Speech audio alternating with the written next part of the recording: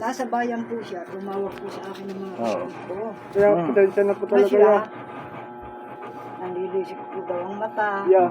nagwawala. Sige, umawak ka lang. Gusto ko lang po Siyempre talaga po, gumaling sir, eh. sa layo Hirap naman na nito, hirap na rin po Para ako hindi na talaga makapasok. yan sa akin eh.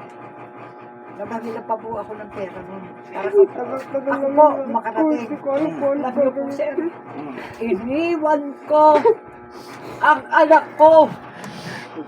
Dito, nag-iisa sa bundok, wala pa hutong gaanong bahala. Anak, pumunta ka na lang sa ganitong buwan. Sa ganito, kay ganito, kay ganito. Anak mo ako. Nagmamadali Para ako. makuha ito. Para makarating ako ng bayan. Pagdating ko po ng bayan, sabi niya po sa akin, halika, halika, halika. Lalapit po ako sa kanya, sinunggaban niya ako. Inilayo po ako ng mga tao. Nang mailayo ako ng mga tao, doon po nag-blackout na ang sarili ko. Kaya ko lang po nalaman ang maraming istorya. Nawala na po ako ng malay. Nang ako naman ay magkamalay, may pinasok po akong bahay na ang hawakan ko po, Santo Niño. Santo Niño ang aking nahawakan. Kung mahawakan ko ang Santo Niño, ay di pinagkakagawa na siya ng tao. Ngayon, may nagmalasakit kukuha ng katulad niyo po. Sumama po ako dahil ako po ay nakakaalam ng lugar sa katulad ninyo. Nang ako po ay tumatawag na, babae yung tatawagin ko. Alam niyo po, sir, boses niya ang sumagot sa amin. Wala ditong magagamot. Boses niya. Sabi ko, bakit nakarating dito yung boses ng anak ko? Nag-iyaw po namin dito. Meron po dito. May yung pamangkin ko nagdala ng albularyo.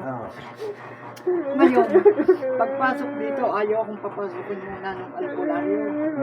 At kung ano daw mangyari sa anak ko, papasok sa akin. Di inilayo ako. Siguro mga 200 meters o 150 meters ang layo ko. Naririnig kong humingi siya ng saklolo sa akin. Nang humingi po siya ng saklolo sa akin, nag-uusap po ako sa albularyo. Nung makiusap po ako sa albularyo, ginanyan po ako ng albularyo. Pinalayo. Hindi. Kinuwalan po ako para ako makapasok dito sa loob ng bahay namin. Di yung albularyo naman po, nag-operasyon na siguro dito sa loob. Yung anak ko pong binata, kasama niya dito. Dali-dali po kami, sabi ng albularyo, hanggang maaga, maghanap kayo ng manok na itim. Manok na itim. Katutulong po, sir. Hindi po ako marunong magsinungaling.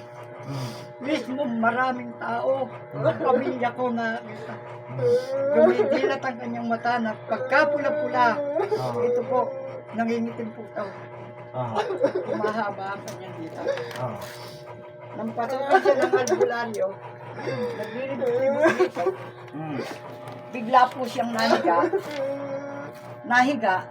ngunit naka-ere. Naka-ere po dito. Hindi pa po ganito kalaki yung bahay namin. Umangat po siya.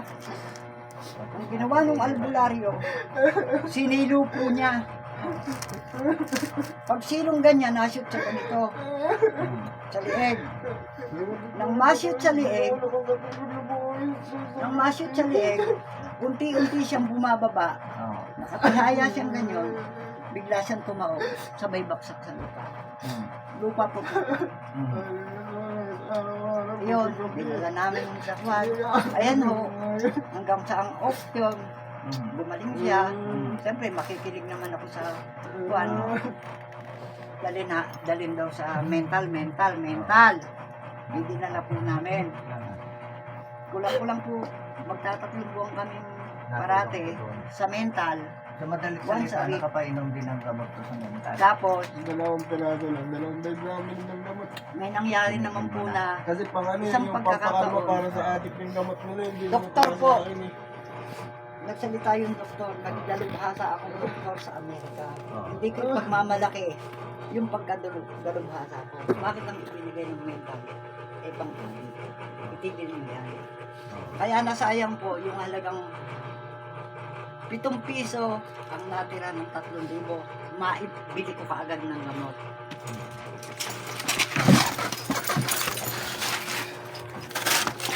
Bayan mo, yung langis ko lalaban dyan. Tingnan nyo, mapandil lang po Oo, siya. bayaan nyo. Yung langis ko, bahala dyan. Iyak magmamakaawa. Sinasabi ko sa kanya, durog ang buo kong pagkatao, pero hindi kita bibigyan. Ayun o. Durog ba yan? Ang ano. Ang talaga to. Sa'yo? Tingnan natin. Ang init oh. Ang ina mo. Ang init. Ang init na to kaya. Promise. Ang init. Ang hindi sa balat. Yung bunga rito.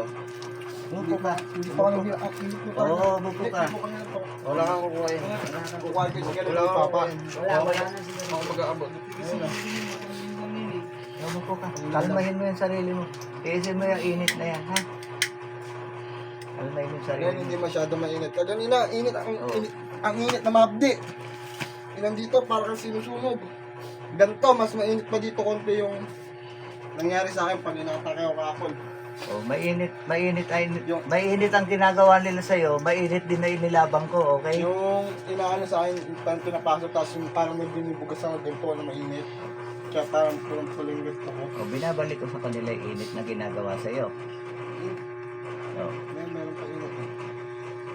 Hindi ka nakagaya ganina, yung parang mabdi na mainit.